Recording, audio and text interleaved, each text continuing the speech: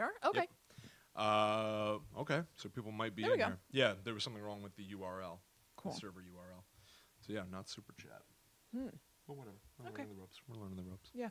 Hey everybody, it's me, Will. Hey guys, me, Kristen. We're here to record a live episode of our podcast, Guide to the Unknown. That's right. We're going to take a couple seconds as usual to make sure that people are able to get in here and everything. So feel free to jump in the chat, send some stuff to us, share this video, stuff like that. Yeah. I'm going to share it in a couple of places myself right now. Great. Well, let me throw it up on that Guide to the Unknown Facebook real quick so I can share it. What? Is the link on our Guide to the Unknown Facebook yet? No. Okay. So do that first. Okay. I'll do that first. So saith Chrissy, so saith the flock. Says we got people in here. Okay, good. Hey guys. Let's see. Guide Wait to a the little bit of Unknown. technical difficulty. Yeah, a little difficult. Yeah. You understand. Hope everybody's having a good week. Who am I? Maybe doing some spooky stuff, watching stuff. Yeah. What have you guys been up to? What have you been watching? Pop it in the chat. Guide to the Unknown 58 is happening live on YouTube right now. Can you put... Join us. Can you add where it says photo video, put just like our logo or whatever, because it looks very plain and could get lost in the sauce. Oh, really? Yeah. Okay. Because it just looks like that. It doesn't show a preview of us or anything. I wonder if I have a... I used to make little images Yeah, I remember. that were like fun little things. Let's see. Let me try one other thing.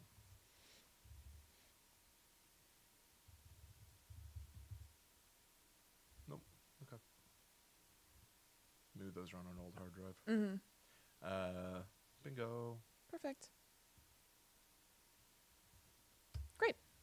Okay. Publish. All right, that's Cool. on that page now. I'm going to post something in the group. We never really do. Yeah. Right? When we're live? Yeah, go for it. Cool. All right. Yeah. And we'll be able to see your little YouTube chat in a minute. So, Yeah, just a second. yeah. Keep the stuff coming. We're going to come meet you. I didn't mean that to sound threatening. Oops. I'm trying to search Marketplace for desk chairs. I already did that. Okay. Got a great one. Did you really? Yeah. I picked it up from a girl at Rutgers. Oh, you told me about that.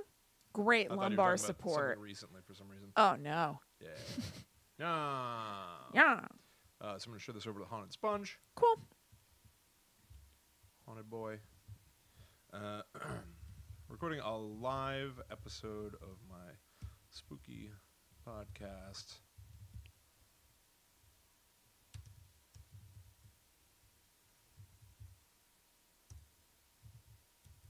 Come hang out with me and... No, that's improper. With Kristen and me. Thank you. Post. Cool. Cool. Oh my gosh, there's so many people in here. Oh, great. Listen to The Birthday Girl or Die. Who Sarah said that? says, Kristen, is the donut still on your car? No. William got the donut off my car after we recorded last week. I was an absolute There- hero. Yes.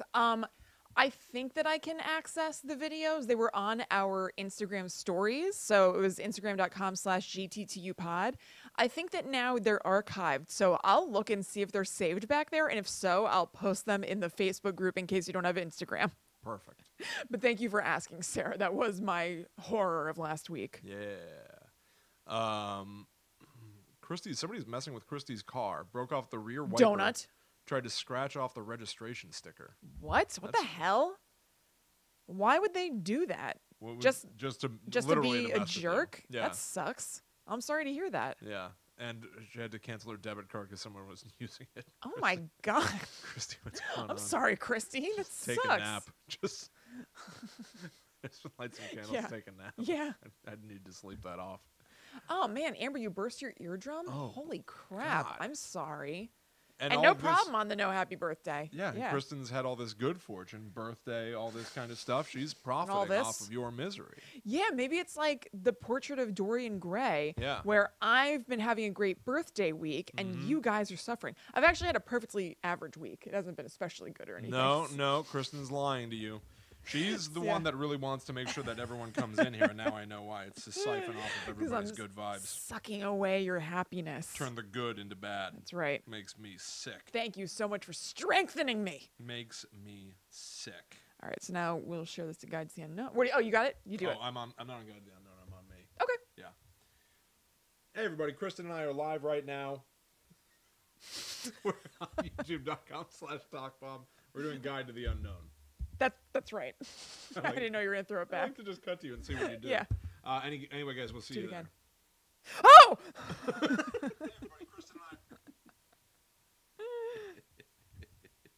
Man, it's crazy what a difference lighting makes. I posted a couple videos on my Instagram stories and like Facebook stories before, and I looked. I was like, I look ill. I'm not looking so hot.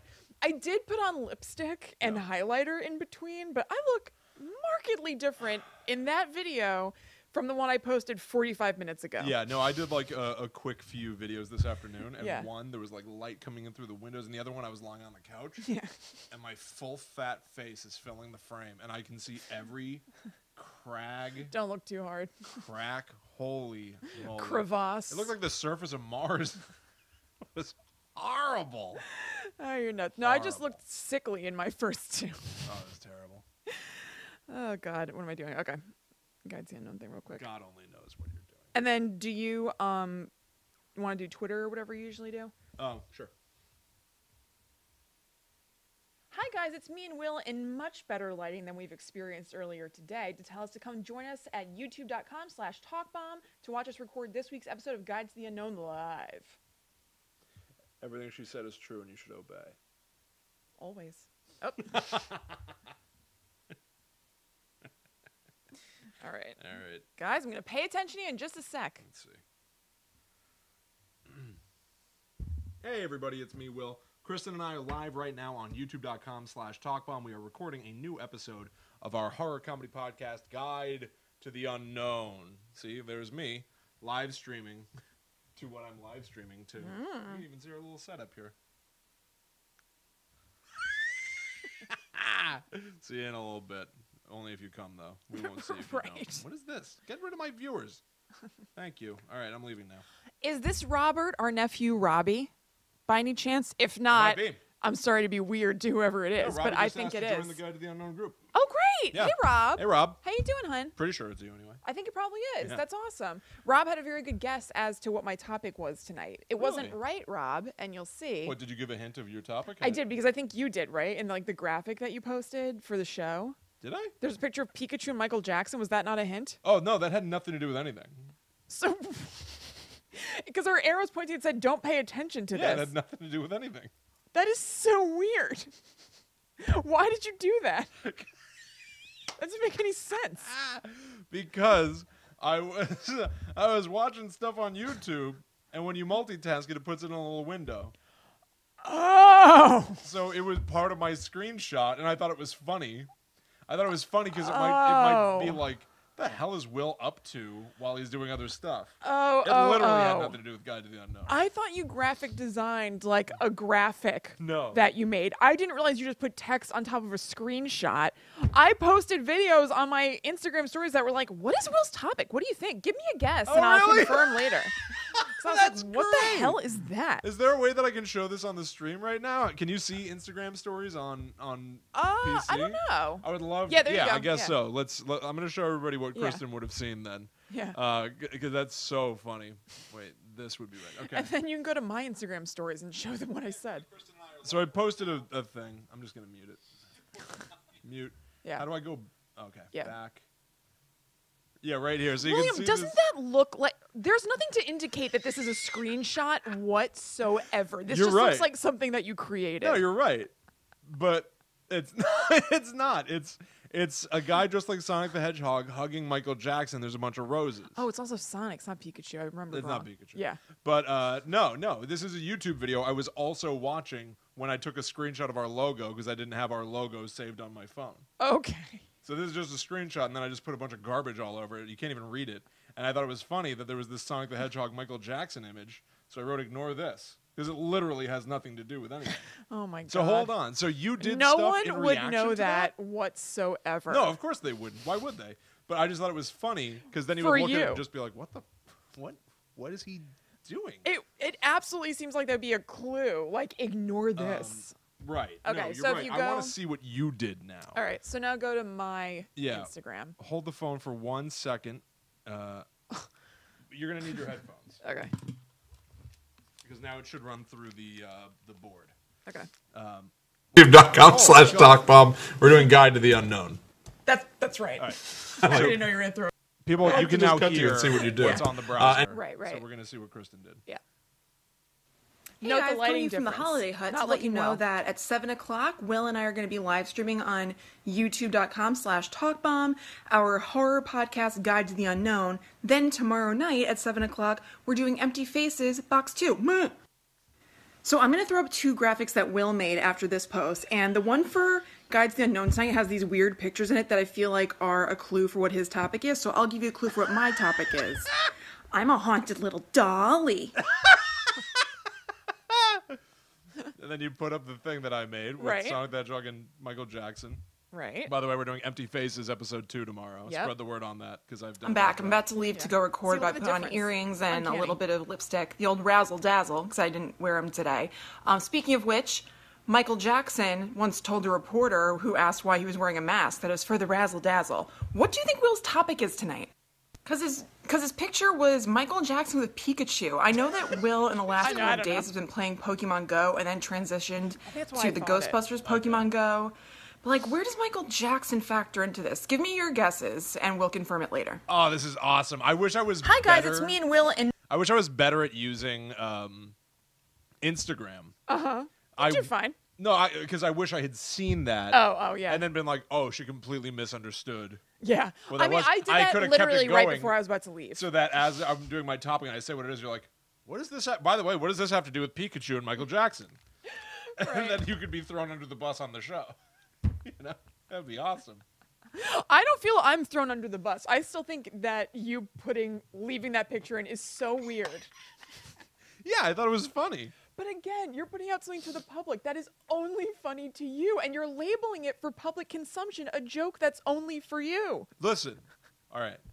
I would love it. It's weird. I would love to have some perception of me in the Yeah. public eye that I am, that everything I do has purpose and meaning, and that there's like a constructed reason why I'm doing all these things that may seem confusing from the outset. William, I would love it's that. not that deep. It's just very The weird. fact of the matter is, I was just watching a YouTube video about Sega and how they can't have Sonic the Hedgehog 3 on any future releases because Michael Jackson did the music for it. Really weird. Yeah, and so the music rights are all crazy. Yeah. So they can't re-release an entire game because Michael Jackson did the music. And in that video, they had a picture of Sonic the Hedgehog, Michael and MJ Right. hugging. And I happened to take a screenshot of that moment. Because it's our logo, there's nothing to indicate that that's a screenshot of YouTube whatsoever. I know. No, I know. You and I are on the same page. I'm just saying, I like that. It was funny. So weird. Laura says, Empty Faces is tomorrow. Does that mean Vindication is Thursday? No. No. No. I want to talk to you about this. Wednesdays might be Okay. really good for me. That's fine. Yeah. But we'll see. Okay. Amber says, is Empty Faces stream going to be on YouTube now too? Yes. For the foreseeable future, until YouTube does something that annoys us. Yeah. We're going to be streaming on YouTube. And then when they annoy us, we'll switch back to Facebook. And then when they annoy us, we'll switch back to Right. YouTube. We'll keep It's jumping. just the way it's going to go. Yeah. Michelle wants to know how the Ghostbusters game is. It's terrible. It's god awful. Played it for about 5 minutes this afternoon, and they made me fight the Tooth Fairy. Yeah. It was just bad. Like with the Pokemon game, you walk around, you see a Pokemon, you tap on it, bam, you're in the You're thing. done. You just throw some Pokeballs at it, whatever. You're Yeah. good. With the Ghostbusters one, it's the exact same interface, but you tap on a ghost, and then it goes to like you looking at a video of your room, and they go, all right, scan the floor, find the ghost. Yeah. But what you're actually doing is the game is trying to figure out where the floor is in relation to the walls, Oh. so it can project the ghost properly. Yeah. It just slows everything down by Yeah. about 30 seconds of just random scanning your room. Yeah, it doesn't sound great. Oh, it's terrible. And then it was the Tooth Fairy. Yeah. Who cares? I don't know. Teeth are scary. Not that Tooth Fairy. I don't know if you saw the picture. I did see it. Like, Yeah. Garbage. Garbage.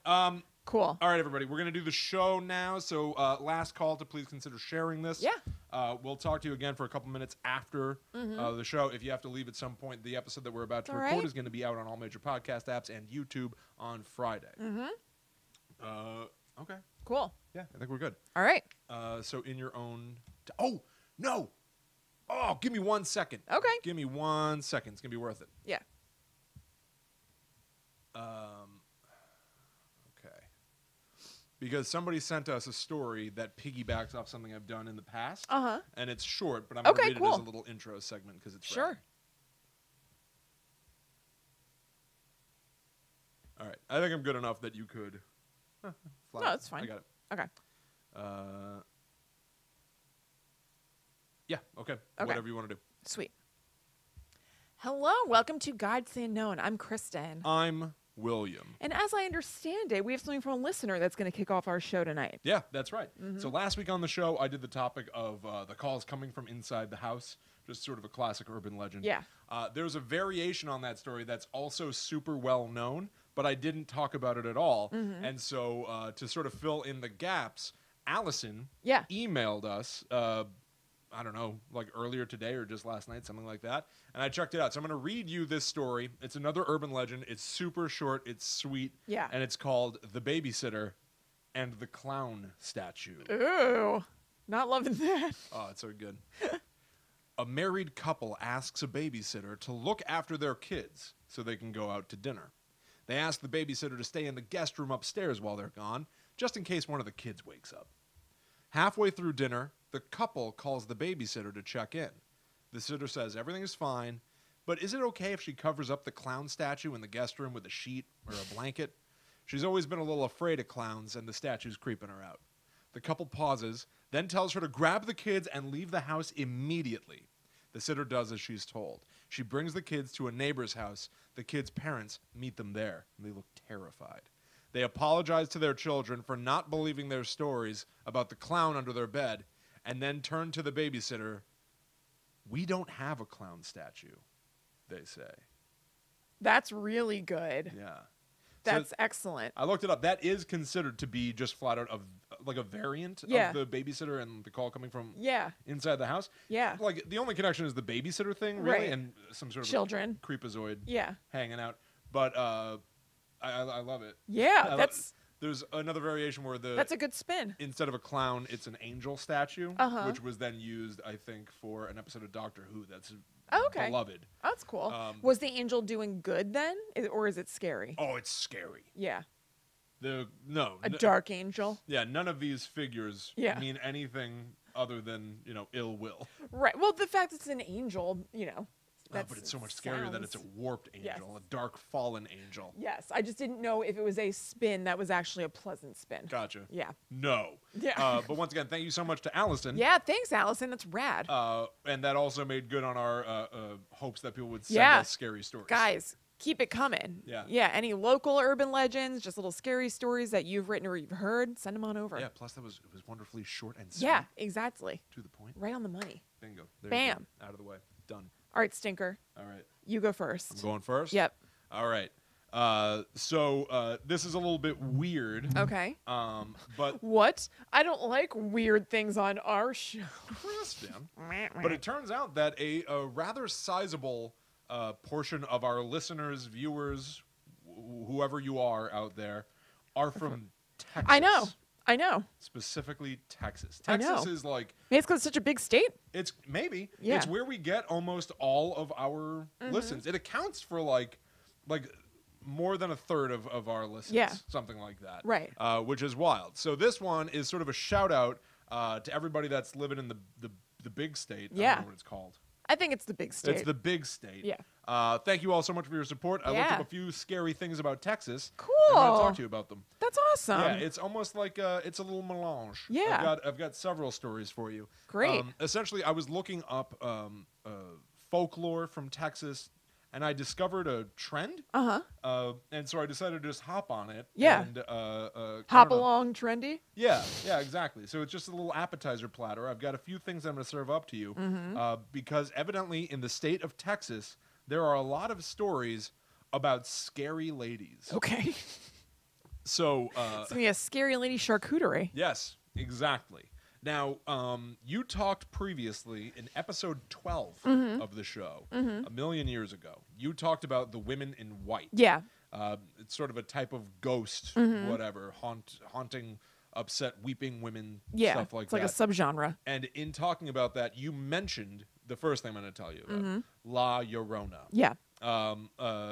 But I did not know when you were telling me that. I was aware of La Llorona. Obviously, that is a Spanish name. Yeah. I didn't know that she is specific to Texas, evidently.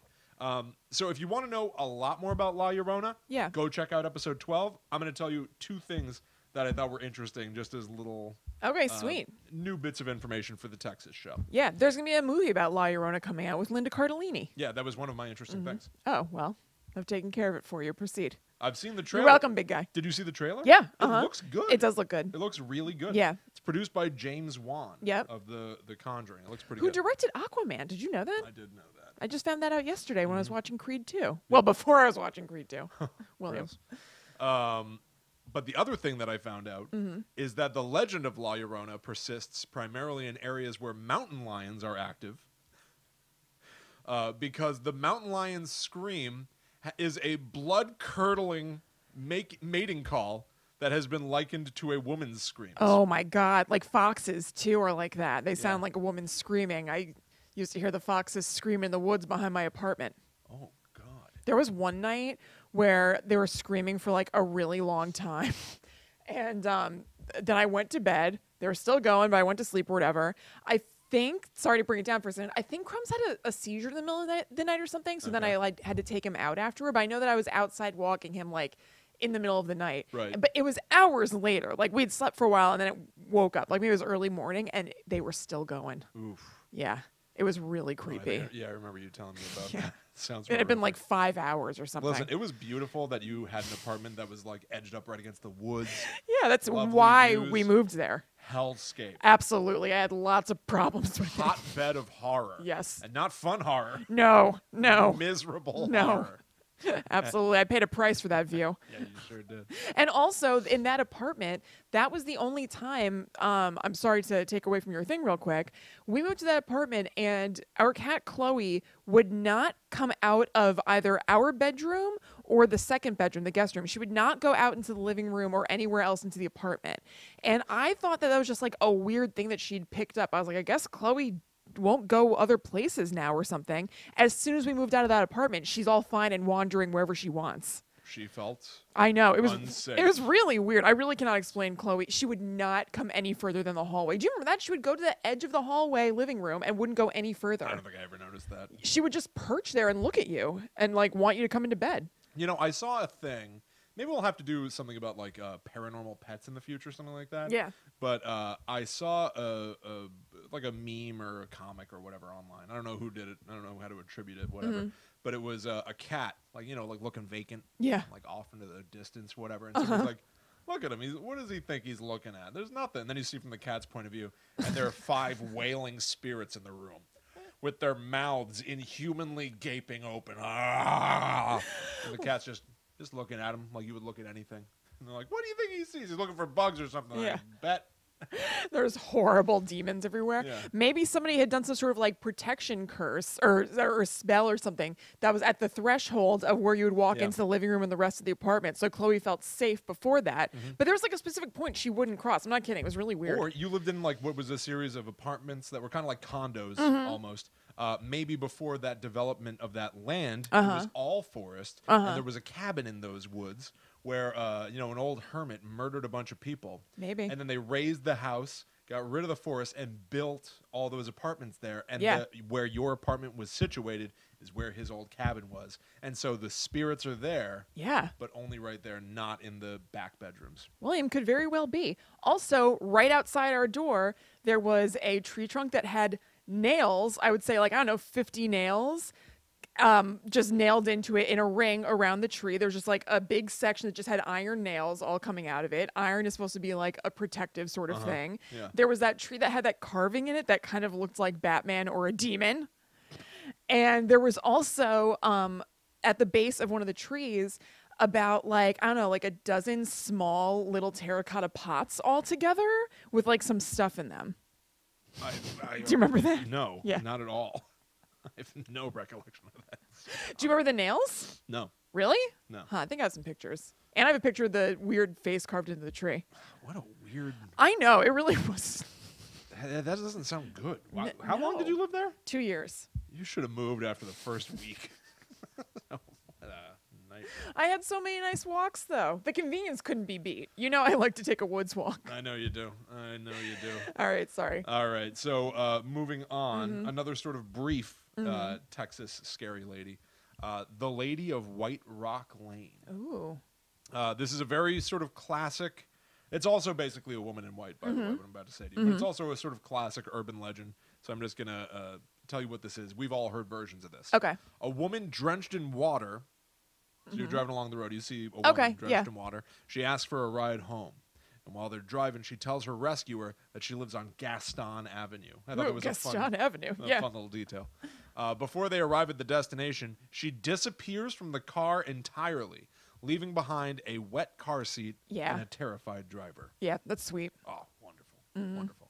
All right, so now we're going to get to the big ones. Yeah. Moving into some big guns. Cool. Let's talk first about the Donkey Lady. Okay. All right. In San Antonio in the 1800s, a wealthy merchant guy is riding past a farm. On the farm, they've got a bunch of animals, such as horses, chickens, donkeys. Okay. As this wealthy merchant is driving along, somehow he gets into an altercation with a donkey. I don't know. I'm not going to worry about how. As he's driving? Well, he's riding some sort of a carriage or something. So he gets bitten by this donkey. Oh, boy. And he starts retaliating against the donkey. Oh, man. The family, hearing this, runs out, and to stop this dude from beating up their donkey, they start throwing rocks at him. Uh-huh. They manage to stave him off for now. He drives into town. This guy needs to get his anger under control. Oh, Why are you he trying doesn't. to beat a donkey? Okay. I know. Buckle up for more. Uh-oh. In town, he assembles a posse of other wealthy creeps. Oh, my God, what a loser. They go back to that farmhouse to try to get revenge. Real quick. Specifically against the donkey? This doesn't have anything to do with the people? Now the family, because they threw rocks at him. Yeah. Okay, gotcha. He sets the family house on fire. Okay. And they stand guard around the house to make sure that no one comes out. My God. The father, trying to distract this mob, essentially, tries to run out to get their attention, whatever, but they shoot him dead. And then they go back to standing guard, whatever.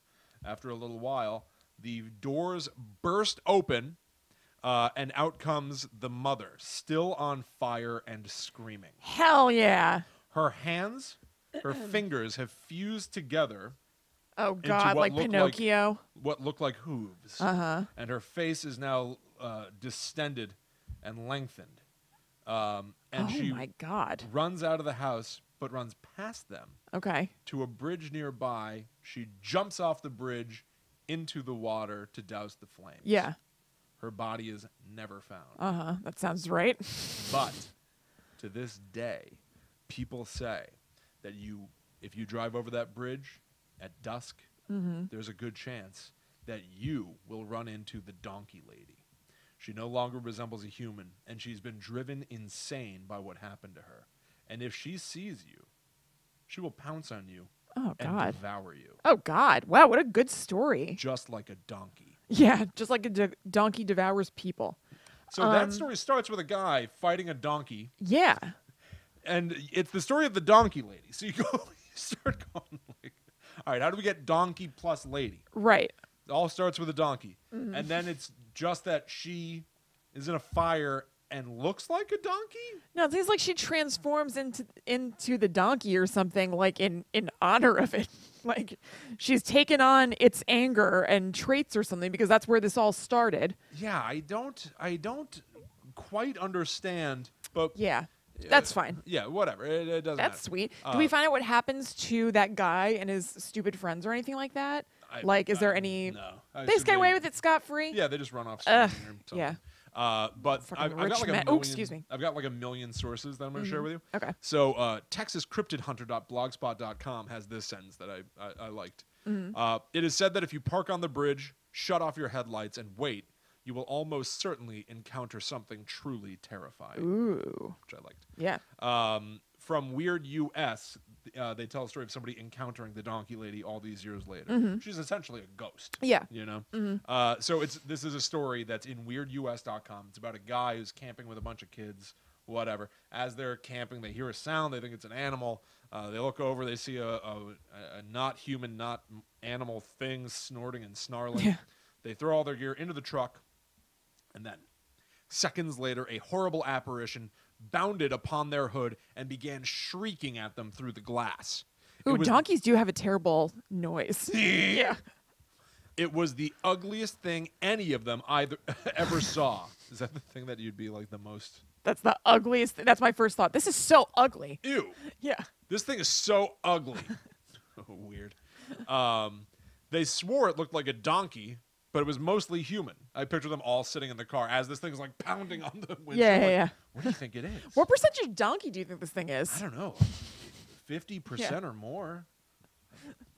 Anyway. But boy, is it ugly. It screamed at them more as the truck continued to move away from the weeds and into the road. It used its deformed hands to punch at the windshield and broke it in many places. This does sound very scary. Yeah. The father hit the brakes. The thing slid off the hood and onto the dirt road. Throwing the truck into reverse, the father floored the gas pedal and put some distance between him and the thing, backing into the weeds off the road. He then put the truck into first and stepped on it again. That thing was coming up on them fast. They said it almost looked like it was a wild animal with an incredible look of rage and hatred in its eyes. Real quick, almost? Like, aren't we Very talking about... nearly. Yeah. We're talking about something that looks like a donkey. Yes. Go ahead. Dirt sprayed up from the road and the beast as they pulled out, slowing it down just enough for them to get away. Man. So the donkey lady Yeah. essentially is like a pummeling. She is filled with a righteous anger. Yes. The one thing that like I feel is an interesting takeaway from the donkey lady. I'm sorry, this is ridiculous. It's so complicated. But yeah, it is weirdly complicated. Overcomplicated for such a short story. Yeah, totally. But the one thing that I like is the idea that like she was driven insane by this. Yeah. She's like, well, if I'm a monster, I'll be a monster. Oh yeah, I'm all in on being a monster. And yeah, right. she'll just like pummel, bludgeon, whatever the hell. Whoever happens to come across her path. Yes. Yeah, Yep. she's changed. Absolutely. She's not her anymore. All right. She is Donkey Lady. She is the donkey lady. Yeah. All right, on to the next one. The Angel of Death of Bexar County Hospital. This is from hauntedhouseinfo.com. Okay. At Bexar County Hospital, there are stories of a lady in white making her way down a hall, performing her own Dr. Kevorkian-esque rituals. You know, Dr. Kevorkian was a good guy. Can we not? Well, she's killing people just like he did.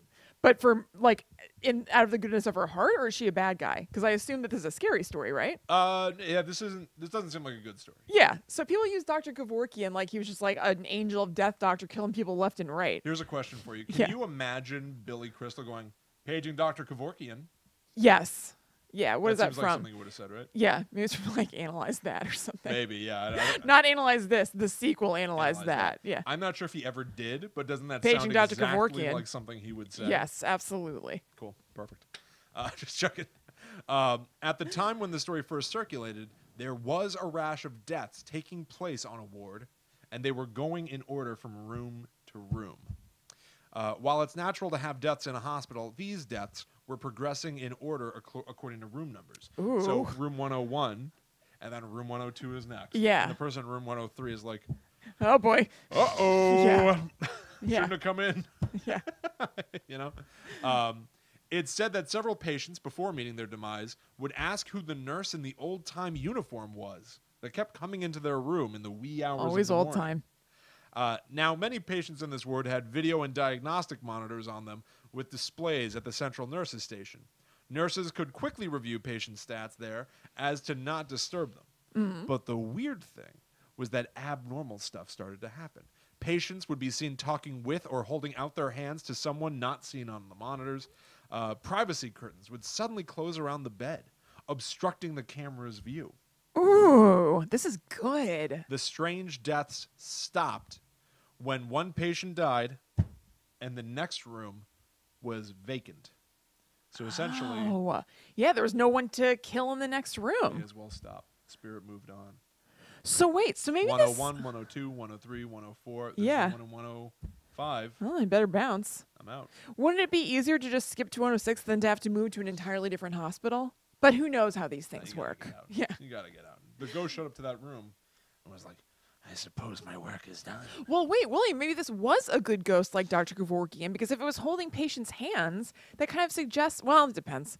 Because I was going to say, maybe it suggests people who were like really suffering and on their way out anyway, and who wanted to die. And maybe it was a spirit that was like holding their hand and being like, okay, I'll help take care of you.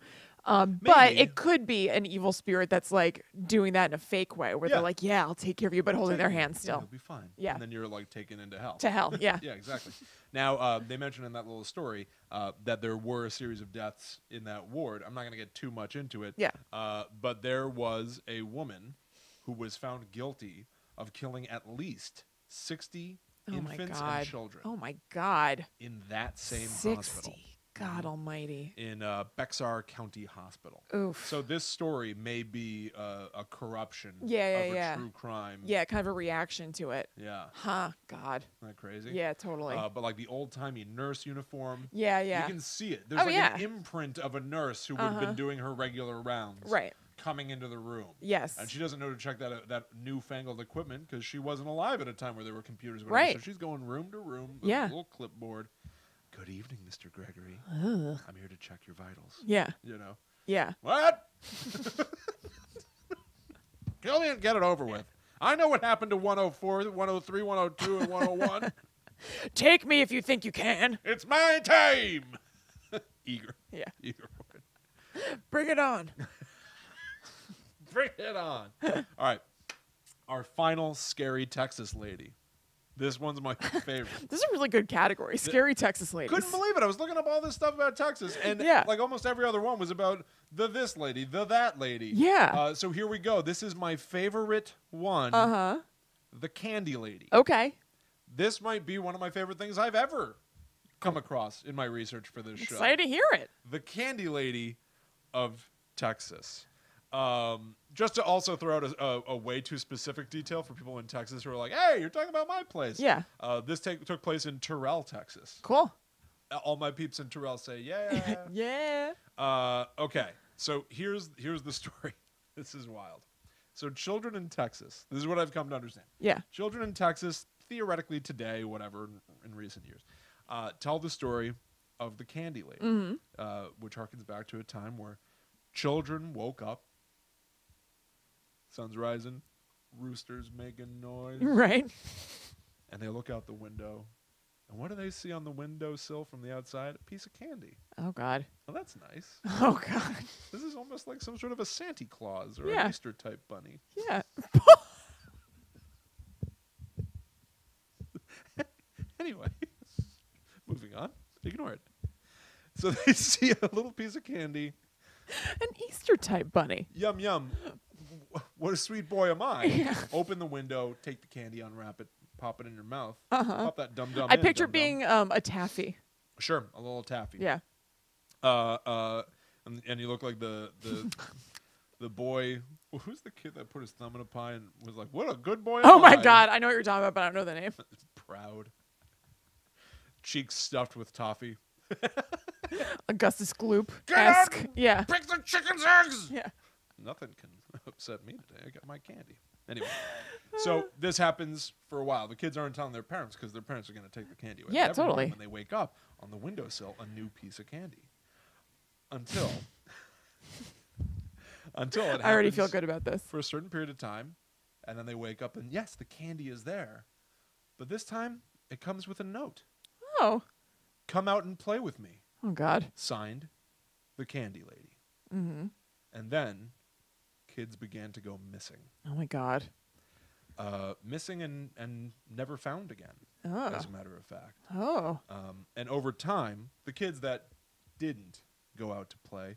Wait, real quick. Is this a true story you're saying? Hold on, hold the phone. But wait, why did you mention Terrell? Was that about this? Hold. Okay, yes, okay, that was all right, about okay. this. Hold All the right. phone. All right, I'll hold my taffy. The kids who didn't go out to play with the Candy Lady, as they're getting older, start to realize just how strange this is. Yeah. And so they begin to tell their story, receiving candy every morning, Uh-huh. and eventually a note requesting that they come out to play. Uh-huh. And the story of the candy lady begins to grow. Mm-hmm. And then a farmer nearby, another farm, notices as he's tending to his fields, little candy wrappers on the ground, littering his field. Picking up the candy wrappers, he untwists them, thinking, "Oh, this is going to be a sweet toffee." And yet, when he unwraps the wrapper, children's teeth, Ooh. children's rotted with sugar teeth, Ooh. wrapped up like candy all over his field. So the farmer, being a a farmer, plants them. plants them. Out come these kids. Mm-hmm. Why, thank you for growing me. Yeah. Can I have more candy? That's a kid from Texas? Yeah. Okay. It is. Also, it's not an old man? In Terrell County, they talk like that. Yeah. So it's not an old man. Yeah. So the man tells the police that he's finding these children's teeth wrapped up like candy on his property. The police come to investigate. They can make no progression with the case. They don't know what the hell this is, whatever. But a week or two later, the farmer is found dead in a ditch. His eyes stabbed with forks and filling his pockets candy. Ooh. The candy lady. So It's her calling card. it is her calling card. So Now I'm picturing double bubble gum. double bubble gum. Yep. Okay. It's switched in my mind. Absolutely. Keep me up to date with whatever Sure, candy sure. you're thinking of at any given moment. Of course. So so anyway, so now the theory is that the candy lady gives you candy to lure you to take you away. Yeah. Where she continues to maybe perhaps fatten you up with candies, and then stabs forks in your eyes, rips out your teeth. Oh, all right. So almost a Hansel and And you're never Gretel seen again. vibe. A little bit. Yeah. A little bit. I don't know where the forks are coming from. But this does appear to be based on a true story, because nearly anybody that you will see talking about the candy lady on the internet will immediately start telling you the story of Clara Crane. Oh, okay. God, what a good name for a bad guy. Is she a bad guy? Well, let's see. Let's. Clara Crane and her husband Leonard had a daughter named Marcella. Uh-huh. And Marcella, unfortunately, was killed in a farming accident By a candy truck. by a candy. Okay. She was killed in a farming accident at a time when her father, Leonard, was supposed to be supervising her, but he had taken to the whiskey. Yeah. And so the daughter dies. Clara Crane goes ahead and kills Leonard with poisoned candy. Okay. And is found not guilty by reason of insanity and sentenced to an insane asylum. In the insane asylum, she, using ripped up bed sheets, makes a doll of a child, which she names Marcella, Okay. after her daughter. Yeah. The inmates say they can hear her talking to it and singing to it at night. Now, there was an overcrowding problem in the asylum, and Clara Crane, it was decided, was a non-violent patient. Okay. There's no more room at the inn, essentially. Right. And so she would be released Uh-huh. to make room for more dangerous patients. Yeah, they probably figured that her crime was specific to her husband. She's not going to be What a else threat is to she gonna others, do? right? So Clara Crane is now happy that she's going to leave. She writes a letter to her sister Agatha, of which I have an excerpt. Oh. Dearest Aggie, I am elated. I have been informed by Dr. Matthews that Marcy and I will be returning home in less than 3 weeks. As you can imagine, Marcy can barely contain her excitement. Every night she asks, "Is tomorrow the day when we can go home, Mother?" Very soon, I will be able to tell her yes. Oh, boy. So Clara Crane is obviously not well, Right. not healed, not rehabilitated, Right. but is being released Yeah. regardless. Right. She goes back to the family farm, and that's when the neighborhood kids begin to disappear, Oh, my God. creating the legend of the Candy Lady, still discussed today. Holy crap. So to all my friend in Texas, if you wake up in the morning and there's a delicious sweet on your windowsill, feel free to take part. But when the Candy Lady asks you to come out to play, say no, no, dum-dum. Very good. You take part in a suite. You do. Partake. You participate. Yeah. You participate in having sweets. Yeah. No, the candy lady. I'm sorry. I'm being ridiculous about it, but the candy lady. No, the legend of the candy totally. lady. Yeah. So here's the thing.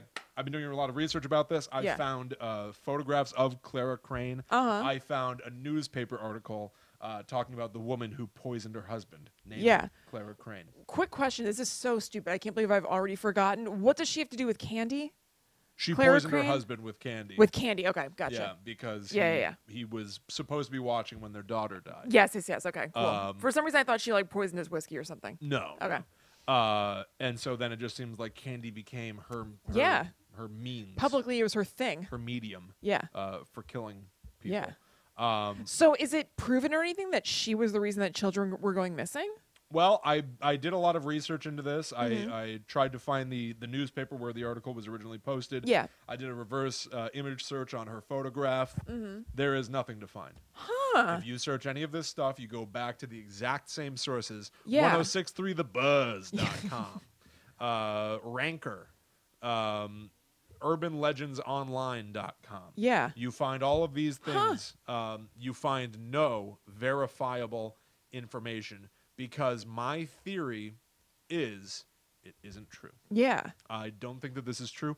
I think that maybe the candy lady is a story that was shared around, and then people on the internet began to build up the legend. Somebody made that newspaper article, and then it was shared as if it was 100% real. Right. I found a source, crbarryauthor.wordpress.com, posted an article where they're like, I can't verify this. I don't think it's true. Yeah. I think the exact same thing, which is why I don't feel, usually I feel super guilty talking about anything that's like even remotely true. I think. Well, this was also such a long time ago. It's, right, a little different. Yeah. True. But we're talking about like insane asylums and like a woman that lost her mind. Totally. And kid was killed. Like, it's horrible. Yeah. But I don't think it's real. No, I don't think so It either. might be. Yeah. But to the best of my knowledge in trying to search for this, I could find nothing that would validate any of this information. And I think if it were true, that would be such like, it's so fantastical, that case in some ways, and exactly the kind of thing the public gloms onto when it's proven. Like, I feel like there would be sources about that. Absolutely. So I think you're right. I think people just have heard the candy lady thing and they drew parallels to the woman who killed her husband with candy who was in the same area. Oh, if that's even true.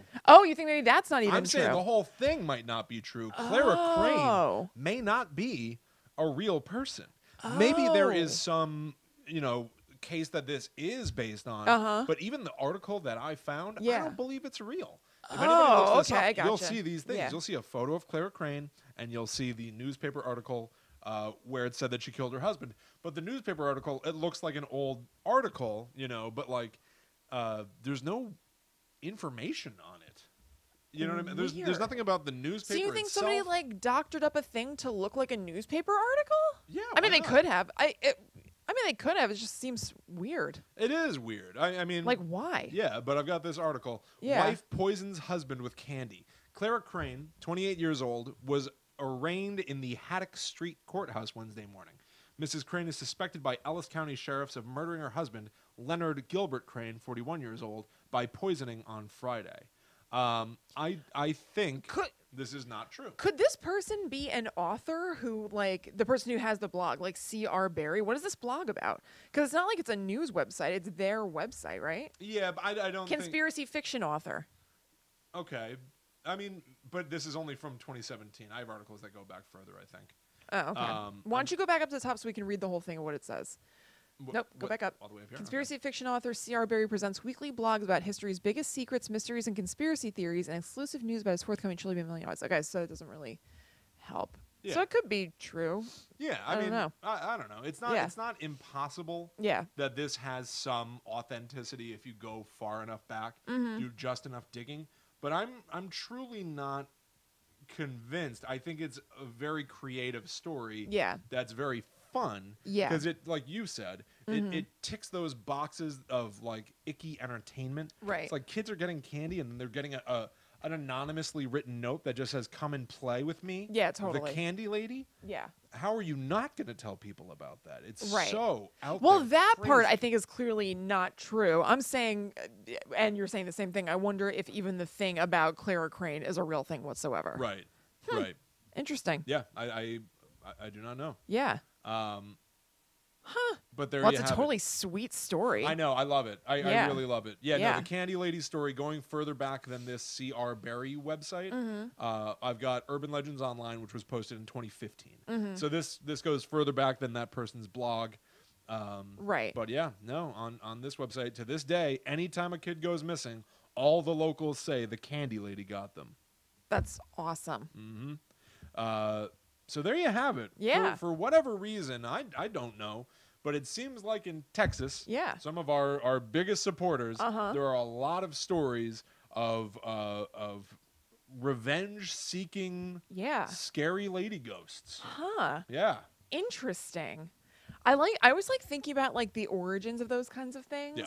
I wonder, and it could totally not be true, I'm just saying this off the top of my head, because Texas is historically a very conservative state, and like doesn't have laws that are like super supportive of women having like agency over their bodies. Like they have like tough abortion laws and like not about Planned Parenthood and stuff like that.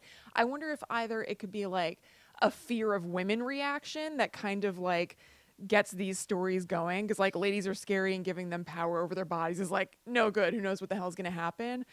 And or it's like, yeah, some women in Texas are like pissed because you're like not letting us do what we want to do, and that spurns stories like this. Right. Yeah. I mean, historically, like obviously, like women have been severely, like horribly maligned, abused. So like there are a lot of stories that are the central focal point is about the woman as a victim. And I don't know if these stories are corruptions of women in a way that dehumanizes them and turns them into monsters. Like, is the donkey lady, like on some level, couldn't you view some of these? And I might be completely off. Like, I'm just, I might be completely. I mean, talking out same. of my I'm ass. totally just talking. Maybe the donkey lady is a bad example, but like, because she's turned into like an animal. And seems to be out of her mind. Right. But like some of these stories where it's like La Llorona or something like that, right?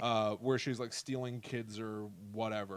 Granted, you can't look at that and think that that's a good thing to be doing, right? But it's also somehow like having power now, having a type of agency you didn't in life, because you were so horrifically mistreated and beaten down. You're now transformed into something greater than you were, as much as it's the end of your life and a punishment and a crime. Yeah. You know what I'm saying? Yeah. Totally. I don't know. No, that's what I'm worrying. I don't know either, but I just like thinking about where these things come from and what like culture in the area that stories are from may have to do with the fact that they've been born. Right. So I wonder like if there's anything there about the fact that Texas kind of like has held women down in the past. It seems like a coinky dink maybe that these are like the stories you found are basically all about women. Well, I mean, but there are a lot of stories I ignored. Yeah. That's the other thing. Oh, okay. Oh, so you just like I deliberately picked. Yeah. Oh, this okay. isn't all the stories there are in Texas. I don't think it's all the stories in Texas, but I thought maybe it was like all the scary things you came across happen to be about women. No, a lot of them were. Yeah. It was like, what? There's a lot of. Okay, so First, I found the donkey lady, the lady in white of whatever thing, and the candy lady, and I was like, oh, this is the lady trilogy. Yeah. This is the scary Texas lady trilogy. Yeah. And then like La Llorona doesn't have lady in the name, but it absolutely fits. And then the angel of death. Is a female nurse. Yeah. So like just like. I don't know. I felt like there was a trend. Seems to be lady heavy lore. So I deliberately threw everything else away to have a theme topic. Okay. You know? So like this I think is also indicative of what the world does to women though. Oh, totally. And that's why there are a lot of like I think we've talked about vengeful female spirits from like Japan and stuff like that. Yeah. Just cuz like women are unfortunately frequently portrayed as victims of horrific abuse because in real life they are. Yeah. Or just being like overly emotional and overly expressive, and so some of these things can be like a huge like magnification of that. Right. Yeah. I mean, yeah, could be. Yeah. But basically what I want to say is thanks Texas, we're not trying to put you down. this was but result in Texas. Yeah, but I think Texans also know that has sometimes been part of the culture. I'm not saying that our Texan listeners are holding women down, but well, I could re-edit what you just said to make it sound pretty bad. I'm sure. Stupid. But yeah, there you go. Yeah. Scary Texas ladies. Cool. I don't know, maybe that's not even a cool title. I don't know. I kind of like You it. know what I mean? Yeah. Yeah.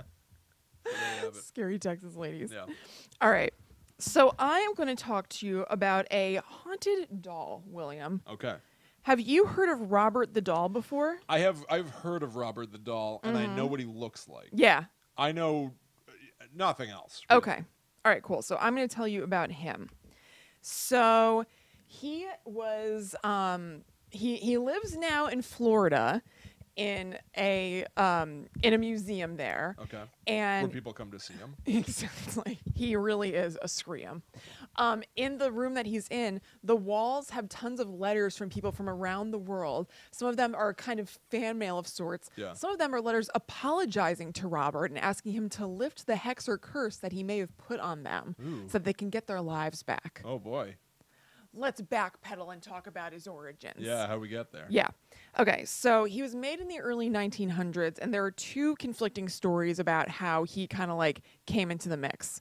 One story, which is a little bit more classic horror movie-ish, is that the family who had Robert the Doll, whose last name, they're the Otto family. So there's a really, really rich family that lived in a mansion in the Florida Keys. They had a housekeeper who, depending on the storyteller, was either Haitian or Bahamian. And it said that that the Ottos fired her because they caught her doing black magic in the backyard. Oh. So before she was going to leave, she decided to make this doll, give it to the son Robert, but she put a hex on it. So it would curse the family. All right. Word. Here's some advice. Yeah.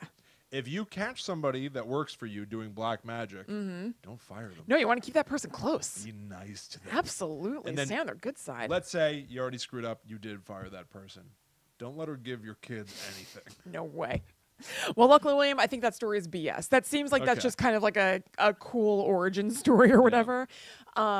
The museum that has Robert the Doll has done some research into everything, and they have found that it seems like the doll was made in Germany by the Steiff, Steiff company, which is what made the first teddy bear. Oh. And their best guess is that Robert's grandfather, who had been in Germany, got the doll there and brought it back. So it's a big doll. It's like 3 feet tall. Oh. So it's close to like life size of Robert, basically. Wow. It wears a sailor outfit, and basically, like, all the pictures that we've seen of him are wearing a sailor outfit. The Steiff or Steiff Co. didn't make sailor outfits for anything, so everybody's best guess is that this is an outfit that Robert actually had that he put on the doll. That's horrible. Yeah, Horrible. right. This is a wild story. Is it any different from having people who knit and sew and stuff have the form of a person? I think it was kind of similar, but it did have facial features. And at one point, apparently had a face that like kind of like a jester's face, but that is obviously worn off over time. And there are no pictures of it with that kind of like former glory. Ooh. Yeah. All right. So the kid who got Albert. Whoa. Albert. Sweet nickname for Robert the Doll. That's how you abbreviate Robert. Albert. Albert. Oh, you can go from William to Will, Kristen to Chris, Right. Robert to Albert. Right. So the kid who was gifted the doll, his name was Robert. It was Robert Eugene Otto. And he decided he wanted to name the doll Robert because he thought it was like kind of like him because it was like kind of tall. He put it in his clothes or whatever. He's like, now this is Robert. This thing is pretty much me. Basically. And then he started going by Gene himself because Robert is the doll's name. Robert is the doll. I'm not Robert. That's Robert. So he starts going by Gene. Now, by all accounts, he had an unhealthy relationship with this doll. He was taking it everywhere with him. Like when they went out, this doll is coming everywhere. He talks to it like it's a real person, refers to it like it's a real person. This went into his teen years. He's calling the doll Robert and acting like it's real and stuff. No. I don't know if he actually took it everywhere in his teen years, but he apparently still referred to it as though it was a very real person. Mm-hmm. He blamed things on Robert all the time. Like when things went wrong in the house and whatever, he'd be like, I didn't do it, Robert did it. And his parents brushed it off at first when he was like a little kid because they're just like, you're just like blaming it on the doll until weird stuff started happening when Gene wasn't around. So they couldn't blame it on Gene. So like one time there was a repairman in the house and he said that he heard a child laughing, but Gene wasn't home. And he was like going by or in the room that Robert was in, and Robert moved from one side of the room to the other. Ooh. Like when he turned around. All right. So things were weird. Things aren't great. Things aren't great with Robert. He hasn't hurt anybody or anything like, but lots of children laughing. It's said that they would sometimes hear Gene talking in his room and hear a deep voice answering him. And they go in the room, it's just him and Robert the doll. Not good. How you doing, Albert?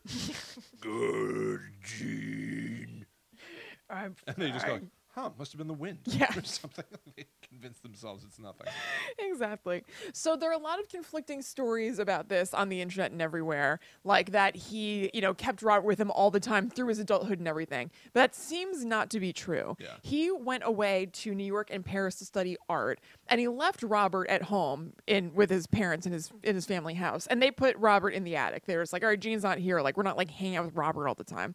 So he went and did that, and he became a very successful artist. This guy ended up like doing very, very well for himself, and his family was rich already. So they just kind of had all these resources.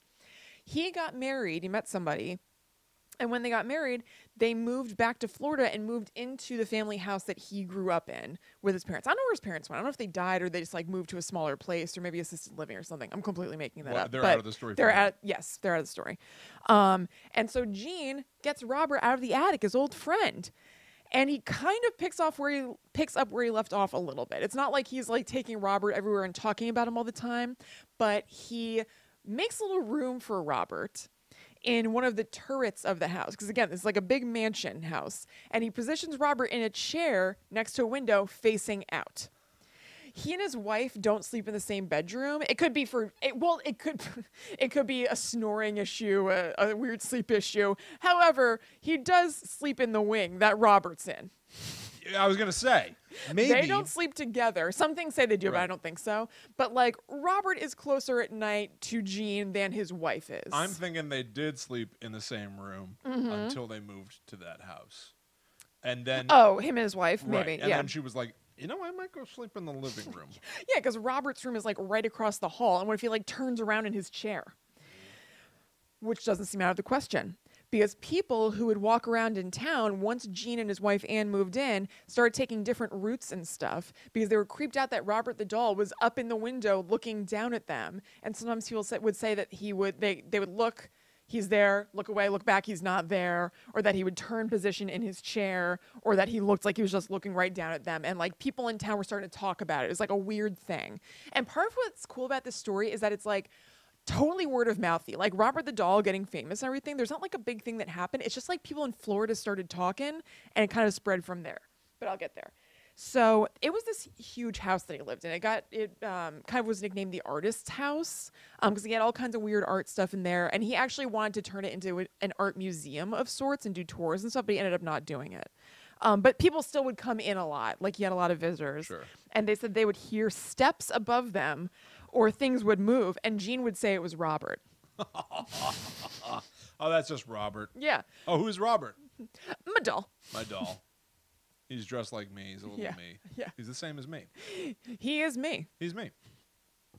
Well, actually, Anyway. No, Robert is his own entity. That's why Gene changed his name. They can't both be Robert. Robert is his own person. Oh, sorry. I'm That was Gene. Robert. He began as me. Yeah. He eventually split off from me. Well, one theory about Robert, which I really enjoy, is that, like, there's obviously a theory that he is a ghost or he's a possessed item like Annabelle or something. Actually, it's said that the story of Chucky is kind of based on Robert, just in the idea of a doll being possessed. There's not really any other parallels other than that. But an idea that I read that I really like the idea of, and then I kind of take a step further in my mind, is that maybe Robert was a doll to begin with. He was just a doll, but Gene was so obsessed with him, gave him his name, talked to him all the time like he was a person, blamed things on him. He was pouring so much energy and attention and belief into Robert that maybe in some sort of weird tulpa way, he kind of made Robert real. Right.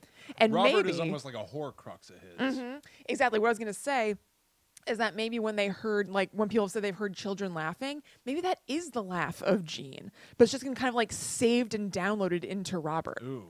Right? Yeah. I know, I was pretty pleased with myself. Yeah, I like that. Yeah. Okay. So when Gene died eventually, Anne put Robert in the attic. She was like, done.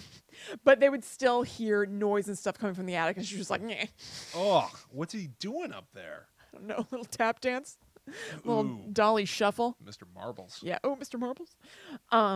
Then when she died, and 2 years later, the house was sold partially furnished. Like you could buy with some of the stuff in it, which included Robert up in the attic. So the woman who moved in said that she would hear things moving around in the attic still. Now we get into two stories again. There are conflicting reports, but it's less of a big deal. One story is that that woman lived there with Robert for 20 years. The other story is that she moved a couple of years later out of that house, but took Robert with her to her new location. Either way, the story ends with her eventually donating the doll to the Fort East Martello Museum because it was haunted. She was like, I want this off my hands. So it's by a haunted this point, doll. it is a notorious Yes. haunted artifact. Right, but still just in small circles, you know what I mean? Because it's not like the woman who moved in the house advertised it. She was just like, this doll is freaky. Its artist owner designed a wing of this museum. I'm going to donate it to this museum where its owner has like some history, basically. So she donated it to the museum. So the museum took it, and it wasn't put out right away. It was just like in storage because they were waiting for the right exhibit to put it out. Because like, why are they just going to like have a doll there? But word spread because the idea of Robert the Doll was notorious in the area. People knew about this freaky house, this weird house that has all this weird art and everything where this eccentric, locally famous artist lived. He had a haunted doll up in the window looking down at people. And so stories get told and everything. And now people know that the woman donated the doll to the museum to get it off her hands because it's haunted and she like can't deal. So people were asking the museum, like, put out the doll. This is like very weird. And so they eventually put the doll out. And when they put the doll out, they put it in a glass case to protect because it's a very old item. Weird stuff started happening, like cameras would malfunction around it. Any electronic equipment would malfunction. The lights would flicker, just kind of weird stuff. So the reputation kind of starts to grow. Then people who had visited the museum and taken a picture of Robert started reporting that bad things have happened to them. Car accidents, they're losing their jobs, dying pets, dying children, like just all these rumors about like things that happen if you disrespect Robert in any way. Like mainly the taking of a picture without asking seems to be kind of a thing. So that's why there are letters on the walls from people who are like, Robert, I'm really, really sorry that I took a picture of you. Like, please, whatever, because now they're asking for penance. Right. People also send, like I said, fan mail. People send Robert offerings because I guess the thought is like if he has the power to do good, or excuse me, if he has the power to do bad, if you disrespect him, maybe if you're respectful toward him, he'll do good, almost like the Persian kissing devil skull or whatever. From Steve Dave. Yeah. But honestly, I mean, on top of that, he obviously wasn't some sort of a malevolent force for Gene. No, he never did anything like bad or evil, just like creepy. So what I'm saying is like they were obviously friendly. Oh, yeah. So he's capable of not being bad. Right, And, right. You know, maybe at best he's capable of being completely neutral. He won't harm you. Yeah. But they obviously had some sort of a friendship, companionship that endured for decades. So he's capable of not being some sort of a little beast. Yeah, exactly. He's not purely like a malevolent spirit who's like out to like do bad things to everybody. Right. So people send offerings too. They send candy because somehow the word got out that Robert loves sweets. Candy lady. Yeah, candy lady. Come and play with me, Robert. Money, even joints they send to Robert, which Corey Convertito, who's kind of Robert's caretaker at the museum, says is completely inappropriate. We are still a museum. So this woman, who I'm going to get into a little bit more, her name is Corey Convertito. She is Robert's caretaker at the museum. So once a year, she administers a checkup, just making sure he's still like formed all fine and everything. She takes him out of the case and weighs him to assess whether the humid Florida weather has done anything bad to his straw-filled body, because he's filled with straw. And she also takes him to things like TV appearances. Like occasionally, they don't do it a whole ton. But like if somebody's talking about Robert the Doll and they ask and they're down for whatever, Corey is always the one who goes with Robert. She's very much his like caretaker and liaison, basically, to the outside world. She is the new Gene. And you know who drew that parallel, William? A little Mr. Someone called Zach Bagans. Oh, no. I had the distinct honor, William, of watching a clip of Zach Bagans with Robert the Doll. Video. Correct. All right. It was an honor. All right. It's from 2016. It's the first episode of a show called Deadly Possessions. He's still like extra and Zach Bagans-y, but he definitely has evolved into the person we've seen today in 2018. He's a little bit more low key in this, like a little. It still has his flair and his razzle dazzle and everything. Panache. A lot of panache, but he's slightly more toned down. So she comes on the show and she's talking about the story of Robert and everything. Excuse me, I should back up. When she walked into the room with Zach Bagans and he's like, and that's Robert, he jumps up and he's like, okay, I just need a moment here. Man, and he's like, do people feel this way when he comes in? Like, do they feel anxious? And she was like, yep, some people do. Also interesting to me, and it made me think about the production of his things. So I did a lot of research, and I really wanted to read a lot of quotes from Corey Convertito in particular, because she spends so much time with Robert the Doll now in print interviews and stuff, and there are like a handful of them with her. She seems like very just like rational and whatever about Robert the Doll. So like in one article, somebody said, do you think he's haunted? And she said, I don't know. I really don't. I've never had a bad experience with him. I've never felt uncomfortable. It's always been a very basic relationship, and I have a job to do, and I go and do it. Whether there's something to it or not, he just allows me to get on with my job.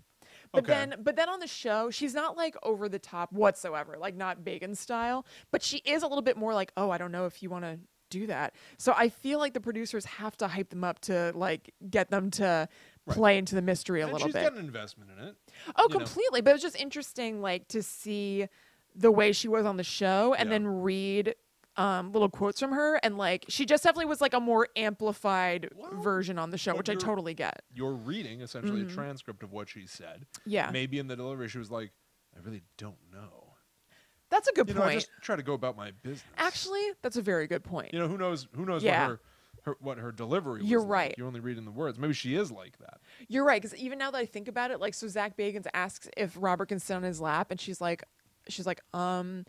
if you want, like, whatever. But I guess in print, I could read her as being like, if you want, whatever. If you want. Yeah. Okay. If you want. Yeah. If you want to do that, I don't know why you do. Zach Bagans, by the way, just for people who may not know, because they may not, he's like one of these paranormal reality show people. He's got his paranormal museum. He did a Halloween live stream that we watched. We watched it live for like 2.5 hours. Yeah. And it felt incredibly scripted. Yeah. There was a witch in the basement who keeps going, I let all the spirits loose. Oh my God. Lady Snake. Lady Snake. She goes, they're like a kid in a candy shop. And, over and then it goes like, over. Why would you do that? Why would you let them loose? And she goes, they're like kids in a candy shop. And then about a half hour later, they run into her again. It's like, tell me more about the spirits you let loose, Lady Snake. And she goes, tonight the store is like a candy shop. And it's obvious that she like forgot her line. Totally. She like didn't know what else to say. I don't know if she forgot her line. I think she might have just thought that was a really good line. It felt to me like she wasn't sure how to like improvise her way forward. So she really leaned heavily on maybe candy shop. That's how it felt to me. I guess it is a scary thing to say about ghosts. Very scary. Like a kid in a candy, they can just pick any of our souls that they want. It's a fine line. It's all, no matter her delivery wasn't bangerang. Even at its best, it's a little out there. Yeah. But to say it about 5 times. Oh yeah. It's just a lot. It's a whole lot. And then Red Letter Media on YouTube, if you look it up. Did you watch that video? Yeah. Yep. They do a 10-minute video where they just kind of talk about it, and they point out moments where like they talk to a demonologist who goes like, oh my God. He's like, yeah, you can open the Dybbuk box. Who cares? Yeah. Yeah, I guess if you really want to. Like a Dybbuk's not really. And he's like, okay, all right, we're gonna move on. Like he gets away from that guy as fast as possible because it's not working for what he's trying to put out there. Well, also the guy says like, I know it's not really part of your script, but like I don't really believe in demons. Right. I don't think by script he meant literal script. I think he just meant like part of your thing. Agreed. Like totally agreed. Yeah. Totally agreed. But it didn't help. No, it didn't. No, it wasn't good. It didn't help. Yeah. You're not helping. Yeah. All right, I'm out of here. Okay, so so as I'm saying this, I guess it's really more a general vibe of Zach Bagans that isn't quite as like overhanging. It's going to sound exactly the same or worse what I'm about to say, but he does have just like, he's understated just 2 notches below what he is today, but still bonkies. Yeah. So he has Robert the Doll sit on him. And he's just like, like in a movie where there's some guy who like doesn't like babies, and then his sister's like, here, can you hold him for a second? And the guy's just like, what do I do? That's like what Zach Bagans was like with the doll. He's like, thank you, Robert, for sitting with me or whatever. He's like being respectful, but he's also like, ha. Wow. But One the man craziest and a little part, dolly. The craziest part was that in the middle of his interview with what's her name, Corey Corvatito, or Covertito, excuse me. This guy named Theo comes in. It's an older gentleman wearing a bow tie. He's basically wearing like a tux. It's really weird. And he's like, "Oh, I have this letter for you." And Zach's like, "Oh, thanks, Theo," or whatever. We're supposed to believe. Okay, so I did more research. I researched a lot on this. So Theo is just supposed to be a guy who works in production, who helps make the guests comfortable and everything. We are to believe that this guy who works on the show professionally interrupted his interview when he shouldn't have. I mean, this guy's talking to somebody. He just happens to interrupt. Why are you talking to me, Theo? I'm obviously working. Right. If it was real, it'd be like, "Theo, not now. I'm like doing an interview." So Theo comes in. He's like, "I have this letter for you, Zach." And Zach's like, "Thanks, Theo." And then Theo turns around and he says hi to like Corey. She's like, "Hi." And then he turns to Robert and he's like, "Ah!" And he walks out. He makes a crazy noise. And then, yeah, kind of. Like I think he's goose. like being a little jokey where he's like, "Ugh." I mean, it's all fake, but like I think the deal is that he's supposed to be being like a nice, funny guy, but it's disrespectful. So he walks out and Zach's like, "Now that's very serious what Theo just did." And she's like, "Yeah, I mean, I don't know if it was a great idea. I thought it was a little rude. I don't know how Robert feels about it." And then Isn't the implication that he like reflexively, accidentally made that sound? Robert's very sensitive, apparently. Not that Theo was like taunting him by going, "Quack." No, the sound was in regards to Robert. It was directed at Robert. It's like he turned and saw Robert and was like, "Ugh!" Was and he like, scared?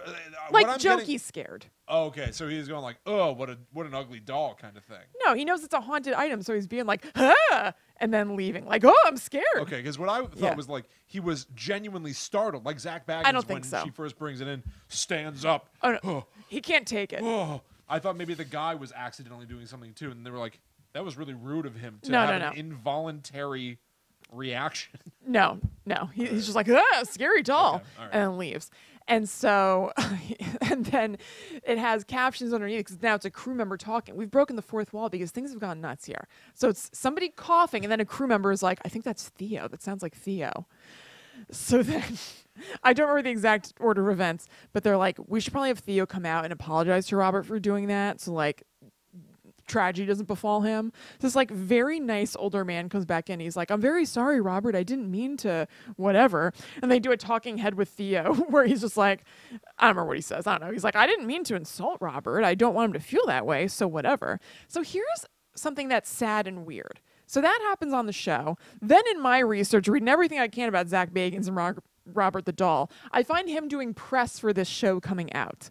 And he says that Theo had a stroke a few weeks later and that he couldn't work on the rest of the shows for the season. And I'm surprised at their restraint in not putting that in the show if that's true and that happened.